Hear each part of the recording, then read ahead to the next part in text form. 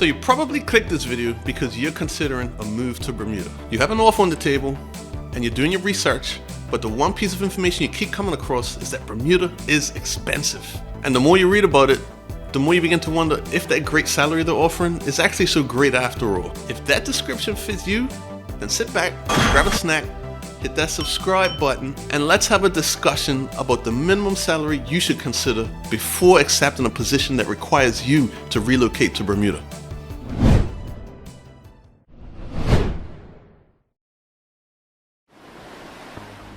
I have a job offer in Bermuda. What would you say the minimum take-home salary is required for me and my wife to live comfortably in Bermuda? I have a job offer, my wife does not. I really want to get your opinion. Thanks in advance. This is a great question, because in Bermuda, a dollar doesn't go nearly as far as it does in most other places. Bermuda is consistently ranked as one of the most expensive countries in the world. So if you have an offer on the table, it's important to note if that dollar amount is enough to at least maintain your current standard of living. That minimum number is going to be different for everybody because everyone has different expectations and requirements. There are so many factors to consider. Do you have a family? What type of house do you plan to stay in? Are you being offered a housing or relocation allowance? Do you have a wife, kids? Those questions are just skimming the surface of the things you need to consider when deciding what your minimum salary is. But I know you're not watching this video for any vague recommendations. Pretty vague. You want answers, and I'll give them to you. First, let's look at some statistics. According to the Bermuda Department of Statistics, the median gross annual income for all Bermudian employees in 2019 was just over $62,000. If we break that down by immigration status, the median income for non-Bermudians is roughly $73,000, so it's a bit higher. If we line up all non-Bermudian workers from lowest to highest annual income, the person in the middle will be making somewhere between $72,000 and $73,000. That's what we're going to use as our starting point. From there, if we look at the commenter from earlier, he's bringing his wife, who won't be working, so they're bringing him one paycheck. I'm going to assume that they're looking for modern living arrangements to rent, which will include at least 2 bedrooms. On the low end, that's going to run you about $2,000 per bedroom per month in the current housing climate. Maybe they want to go out to eat and socialize a couple nights a week. And what I tell people is that's going to cost you $100 per person just to leave your front door. All the day-to-day necessities like groceries and other bills, which unsurprisingly are also expensive. I have plenty of videos on my channel about this, so you can go check those out if you want more information on it. Maybe they want to get a small car. Maybe they plan on having kids in the future, so they like to squirrel away a bit of money each month. Like, it all adds up. All that considered, personally, I wouldn't entertain a move to Bermuda for less than $100,000 net. I asked my followers on Instagram the same question and got over 80 responses.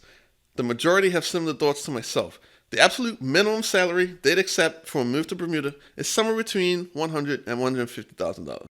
But there are quite a few people who would require more than $150,000 or even more than $200,000. And you know what? Every answer is valid because it all depends on how you want to live and what you plan to achieve while you're on the island. I'll tell you what, if you made it this far in the video, I got a treat for you. I'm giving you another example, but this time I'll use myself as the subject and you can learn a little more about me at the same time. I work in information technology with a focus on financial systems and data migrations. My salary is a little hard to explain at the moment because my current employment situation is a bit complicated.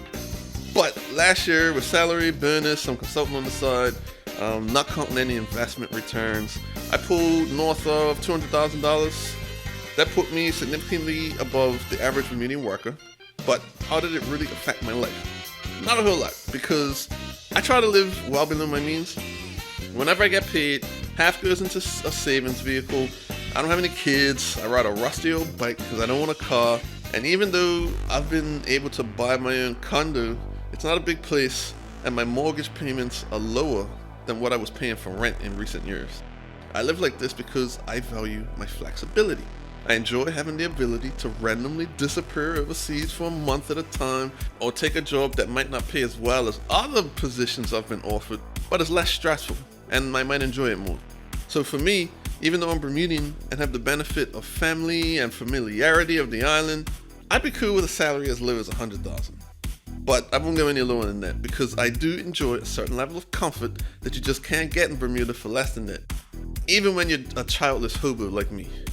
And keep in mind, I would say that $100,000 salary in Bermuda is the equivalent of about $75,000 in a city with an average cost of living. So anyway, I hope this video was useful.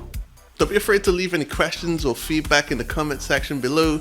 And if you want more information on the subject, or you want to discuss these topics with other people in similar situations, let me recommend the Bermuda subreddit over on reddit.com. It's been revived in recent years, and the new admin, is a really nice person.